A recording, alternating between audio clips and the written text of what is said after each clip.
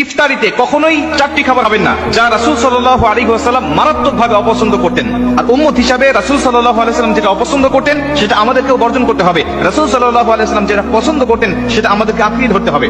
এই চারটি খাবার কি দেখেন, আমরা কিন্তু অনেকেই এই খাবারের পছন্দের তালিকায় চারটি খাবার রয়েছে। প্রথম দুটি খাবার হলো রাসূল সাল্লাল্লাহু আলাইহি ওয়াসাল্লাম বলেন কাঁচা পেঁয়াজ এবং কাঁচা রসুন, যা আমাদের অনেকের পছন্দের তালিকায় আছে এবং ইফতারির সময় আমরা পেঁয়াজের সাথে ছোলার সাথে খুব মজা করে এটা খাই। অথচ বুখারীর বর্ণনায় আল্লাহ রাসূল সাল্লাল্লাহু আলাইহি ওয়াসাল্লাম বলেন, বুখারী শরীফের 855 নম্বর হাদিস, আল্লাহ রাসূল বলছেন, আব্দুল্লাহ ইবনে জাবির রাদিয়াল্লাহু তাআলা থেকে বর্ণিত, তিনি বলছেন, যখন দেখবে যদি কোনো মানুষ কাঁচা পেঁয়াজ এবং কাঁচা রসুন খায় সে যেন আমার নিকটে না আসে, এমনকি মসজিদের নিকটেও যেন না যায়। কেন? কাঁচা রসুন আর কাঁচা পেঁয়াজ খাওয়ার কারণে তার মুখ থেকে এক প্রকার দুর্গন্ধ বের হয় যা ফেরেশতাদেরকে মারাত্মক কষ্ট দেয়, অন্য মুসলিম অন্য মুমিনদেরকে মারাত্মক কষ্ট দেয়। এজন্য কাঁচা পেঁয়াজ খেয়ে যেন সে মসজিদের দিকে না আসে। এখন বলতে পারেন যে হুজুর, তাহলে কাঁচা পেঁয়াজ খাওয়া কি নাজায়েজ? এটা কি গুনাহের কাজ? কাঁচা পেঁয়াজ খাওয়া নাজায়েজ নয়। আল্লাহ রাসূল সাল্লাল্লাহু আলাইহি ওয়াসাল্লাম আমাদেরকে দুর্গন্ধ জিনিস থেকে বেঁচে থাকার জন্য আমাদেরকে বলে দিয়েছেন। আপনার যদি একান্তই যদি অভ্যাস হয়ে যায় যা কাঁচা পেঁয়াজ না খাইলে আপনার ভালো লাগে না, আপনি এই সময় খাবেন না। কারণ ইফতার করার পরেই আপনাকে নামাজে দাঁড়াতে হবে। ইফতারি করার পরে আপনি নামাজ পড়বেন, মাগরিবের নামাজ আদায় করবেন, যা আপনার নামাজের সময় অবশ্যই রহমতের ফেরেশতা আপনার কাছে থাকবে।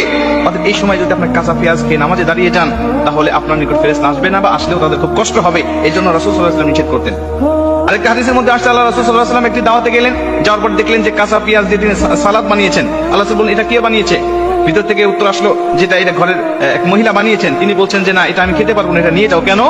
এটা খেতে পারবো না এই জন্য যে আমার সাথে ফেরেশতা থাকে, আর এটা খেলে আমার ফেরেশতাদেরকে খুব কষ্ট দেয়, অতএব এটা আমি খেতে পারবো না। নাসাঈ শরীফের বর্ণনায় আসছে, আল্লাহ রাসূল সাল্লাল্লাহু আলাইহি ওয়াসাল্লাম বলছেন, তোমরা পেঁয়াজ খাবে কিন্তু রান্না করে খাবে, যাতে এই দুর্গন্ধটা দূর হয়ে যায়।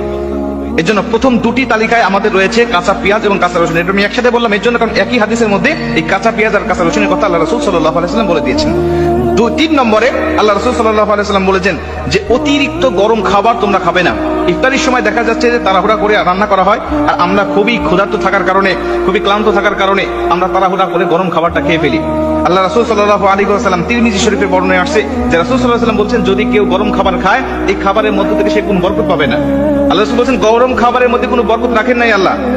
এবং তিরমিজি শরীফের বর্ণনায় আসছে, আরেকটা বর্ণনায় আসছে, রাসূল সাল্লাল্লাহু আলাইহি ওয়াসাল্লাম বলেন যে ধোঁয়াযুক্ত কোনো খাবার আমি আল্লাহ রাসূল খাই নাই, আমি এটা অপছন্দ করতাম।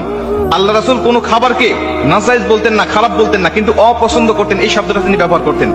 এজন্য কোনো গরম, অতিরিক্ত গরম খাবার এটা খাওয়া যাবে না। এটা বর্তমান চিকিৎসকও বলছে যে এটা খাইলে মানুষের শরীরে অনেক ক্ষতি হয়। 4 নম্বরে আল্লাহ রাসূল সাল্লাল্লাহু আলাইহি ওয়াসাল্লাম কোনো দুর্গন্ধযুক্ত পচা এবং বাসি খাবার তিনি খাইতেন না। পচা বাসি খাবার খাইতেন না, এই বিষয়ে অনেক হাদিস আছে। আর বর্তমান চিকিৎসা বিজ্ঞান এই পচা বাসি খাবার না খাওয়ার জন্য আমাদেরকে বারবার কিন্তু তারা সতর্ক করছে। কেন? এটা খাইলে মানুষের শরীরে অনেক রোগ ব্যাধি, অনেক কিছু তার শরীরে বাসা বাঁধতে পারে। এর জন্য পচা বাসি খাবার আল্লাহ রাসূল অপছন্দ করতেন।